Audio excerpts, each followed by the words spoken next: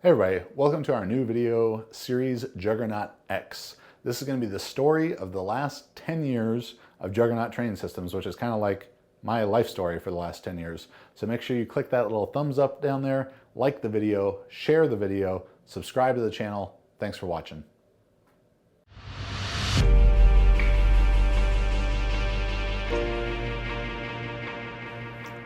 So we finished 2014, really on a competitive high, having gone over to Australia and made a big total over there, lifetime PR, and entered 2015 with a lot of momentum for myself as a lifter, and also undergoing some big changes potentially with the business. So if you've been following along the whole story, we were in the physical gym location the first couple of years, and then doing some subleasing, moving more to working on the internet, and in late 2014 was approached by some friends who owned a CrossFit gym as they were looking to expand their space about going into a very big space and sharing that with them. So very end of 2014, we'd seen this space and figured like, okay, let's give this a shot. And in early 2015, we're going through the process with the city and everything, everything that entails, a lot of bureaucratic red tape and everything, and not really knowing if we were going to get approved for use of this space. So from my perspective, the Juggernaut side of things, I'd run a physical gym location. I'd coached every single day athletes and lifters and done that, and it was not something necessarily that I was looking to get back into doing. I wanted to have a physical space to host seminars, as I'd been traveling around the country almost every other weekend, every third weekend for the previous 2 or 3 years, teaching seminars. I wanted to host meets. I wanted to use it sort of as a studio space to create content, but had a associate who worked with a lot, who wanted to do more in-person coaching and partner in going back into this physical location. So I saw that as a good situation where he could run the day-to-day coaching business, and I could do what I wanted, run events and use it more as a studio space. So as we finally got approved, I think in about April of 2015 by the city, and it was sort of like this, we were getting to the point where we're like, man, this city's not going to approve us. As days were going by, months were going by, where we'd started the process, I think in October, November of 2014, and it was taking 5 or 6 months for them to put the rubber stamp on there and say go for it. And then all of a sudden it was just like, okay, they approved it. We move in next week.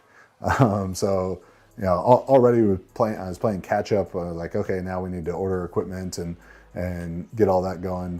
Put the flooring in and get that whole process going. And I was working on that on my own because of some extenuating circumstances for the partner here, and to make a very long story short, as months went by, he just never showed up.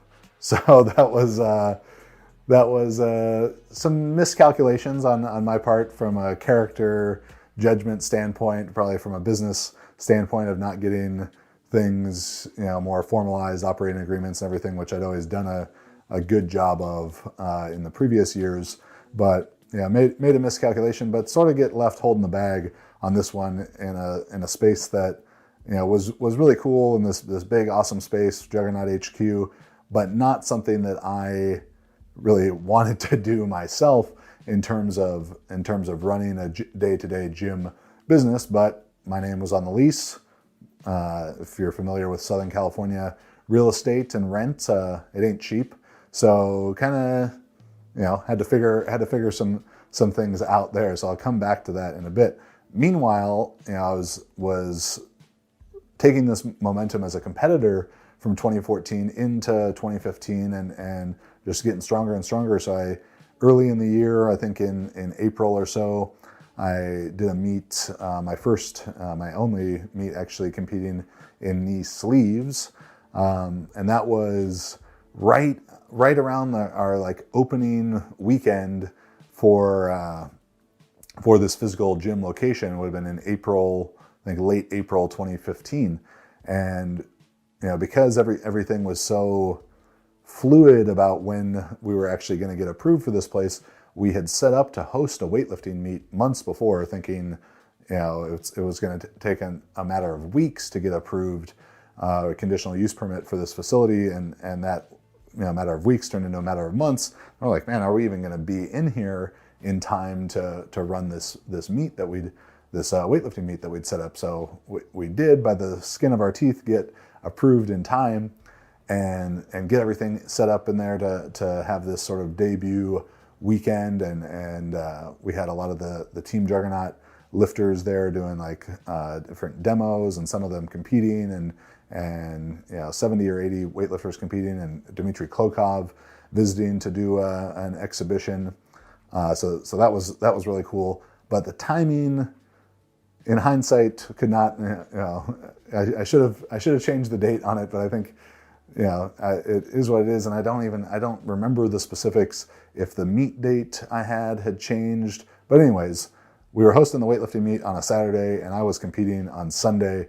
Not something that I would suggest, but again, as my job is running Juggernaut. My job was not then, it is not now, it never has been, being a professional powerlifter.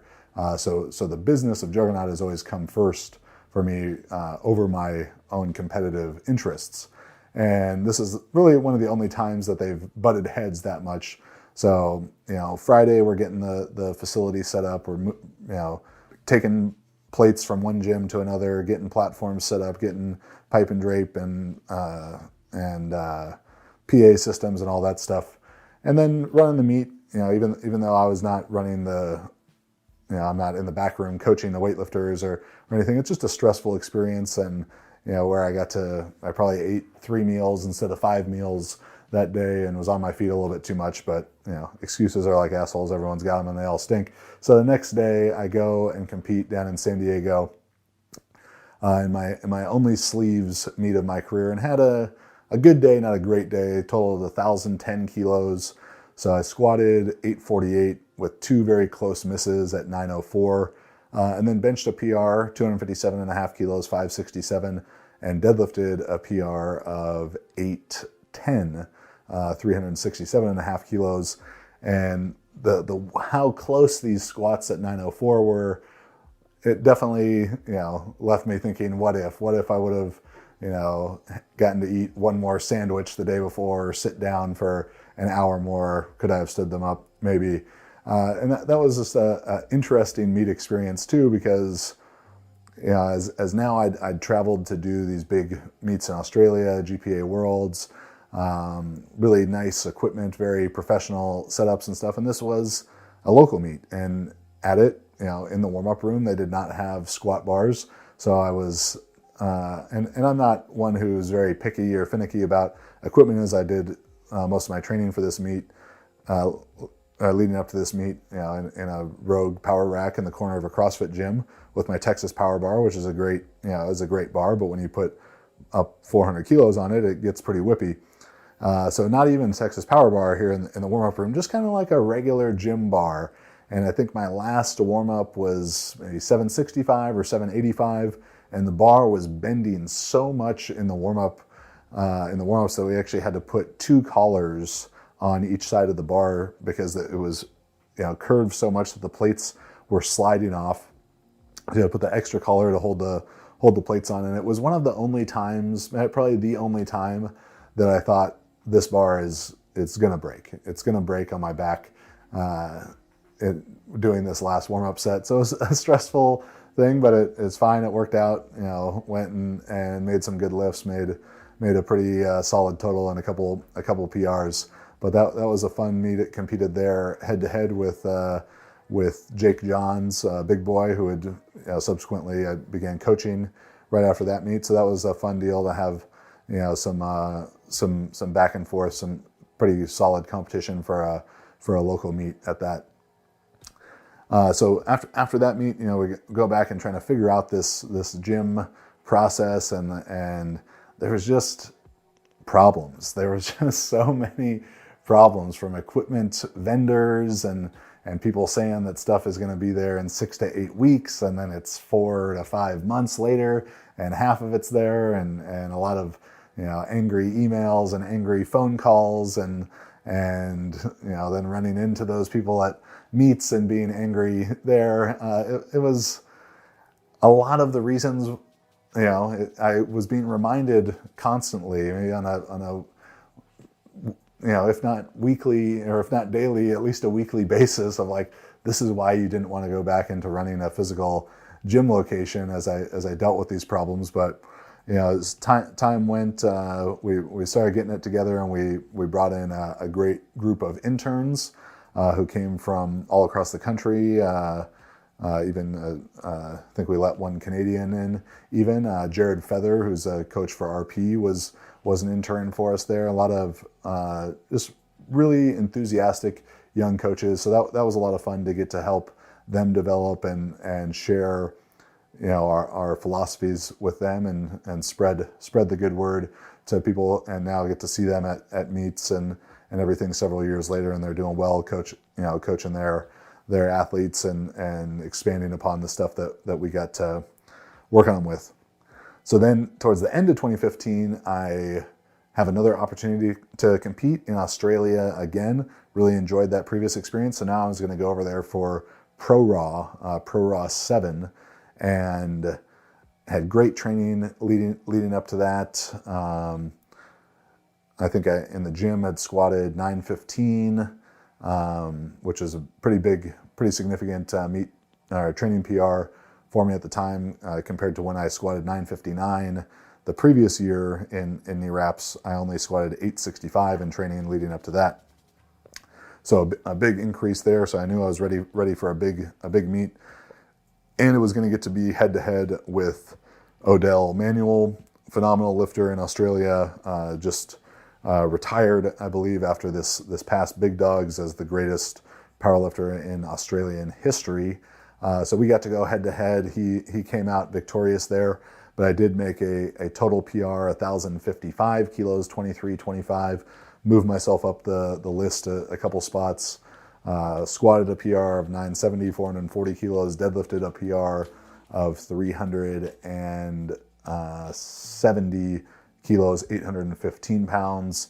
Suffered a little bit of a hamstring injury that precluded me from something that was probably foolish planning. I think that hamstring injury may have saved me from myself, because the original plan was to do this Pro Raw meet in Australia, tour around Australia doing seminars for 2.5 weeks, and then go up to a WRPF meet in Russia and compete again.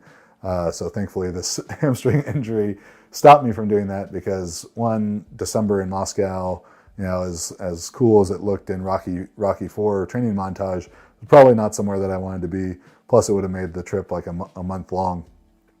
So I get back to California, and with the associate who I said just kind of never showed up. It was right around the time of this meet that I realized, okay, this is not what I thought it was. I need to find another solution now and move on from that situation. And I get presented with the opportunity to have Max Ada come on to Team Juggernaut and work with him. And Max was someone that I'd known for a few years, kind of casually. We'd met at powerlifting, a couple powerlifting meets, competing together. He was there coaching at meets at Super Training, and gotten to talk and gotten along well. I got to know Chad through a couple of different avenues. First, I remember Chad when he started posting on Elite FTS years ago. I remember seeing him as like, this is the shot put guy that's posting on this powerlifting site. But he always used to put up like pretty cool training logs and that kind of stuff. And I remember when he opened his first space in Orange County, that was kind of one of my goals at one point, was to kind of come down and visit it. And I thought, oh, this would be really cool, and go do this thing and train down there. And I never actually had a chance to get down to that first place. I remember asking Chad at one point in time, when I met him later at a powerlifting meet, hey, is your Orange County gym still open? Like, it'd be kind of cool to come train there. And he was like, no, I shut that down a couple years ago. So I was definitely behind the times there. But the main way I kind of knew Chad personally was through powerlifting. I had met Chad at a few different meets in NorCal that were hosted by like Mark Bell, like the backyard meet of the century kind of meets. And he was,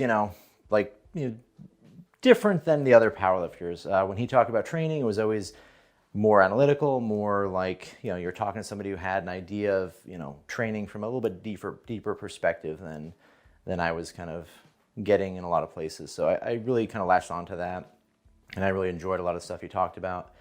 Then more so, the times that we connected outside of that was at weightlifting meets. Chad was sponsoring people in weightlifting through Juggernaut, and he would show up to these meets like Nationals and American Open, and he was always kind of like, he would come over and hang out with us because I think we were the only people he knew that were not, he knew us from powerlifting, so like the only people he knew to hang out with.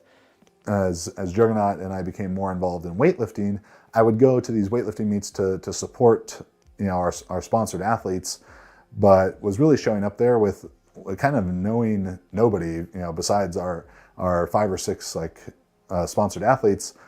I was very much a fish out of water, and I'm walking around this USAW meet in 2014 or so, 360 pounds, and like the weightlifters and the weightlifting coaches and the weightlifting community knew that I was not one of them, and I knew that they knew that I was not one of them, and it was always a little uncomfortable for me. So I felt like a lot of them were looking like, why is this powerlifter here? Like, he's not a weightlifter. What's he think he's encroaching on our turf? And the familiar faces that I knew were Max and Joanne, because I knew them from powerlifting meets. So I'd see them at the weightlifting meets, and I'd be like, oh, this powerlifters, they're safe for me to talk to. And again, we talk about stuff, training and that, and it was always just a lot of fun to kind of get to know him in that regard. And then in addition to that, it was like watching a lot of the stuff he put out, reading a lot of stuff he put out. I always was interested because Chad seemed to have a good sense of putting out information that seemed really good to me, where, at the time there's a ton of information that I didn't agree with that was definitely really common to see. And, as time goes on, obviously that changes too, but he was one of the first that I think was putting out like really high quality stuff that was, really interesting to me. So through a couple experiences like this at different weightlifting meets, we've gotten to spend more and more time together, grow our friendship. So at the end of 2015, when Max told me that he was looking to kind of make a change professionally there, I was like, this is perfect. If I could have chosen from anyone in the country, any coach that I knew or knew of, Max really would have been my first choice, because not only were he and I philosophically very similar in how we think about training, and then just got along well, same sense of humor and all that kind of stuff. He has such a unique blend of understanding of powerlifting and weightlifting, where I don't really think there's anyone who can match him in the combination of the two. So around the end of 2015, as a coach, I was in the gym all the time. I was coaching every day, and it kind of came to this point where I felt like I really had kind of painted myself into a corner where I really loved learning. I loved doing this stuff, but I felt like I was never able to get myself into a place where I could, do an internship or learn things or get around more experienced coaches, people with, better knowledge for me to learn from. And, end of 2015 came around, I decided I really wanted to expand that. I really wanted to go ahead and do that kind of thing. So he was going to be that perfect person to come in, take care of the day-to-day stuff at the gym and be able to take care of both sides of things with both powerlifting and weightlifting. So it was really just a great opportunity, a blessing to have the opportunity to bring Max into the company at that point. He's just been such a great asset from that point, a great friend, a great, just a hardworking guy. So, I couldn't be happier about that opportunity to bring to bring Max in, and that was, for what was in a lot of ways an up and down year in 2015, a really great way to end 2015 as we move into 2016.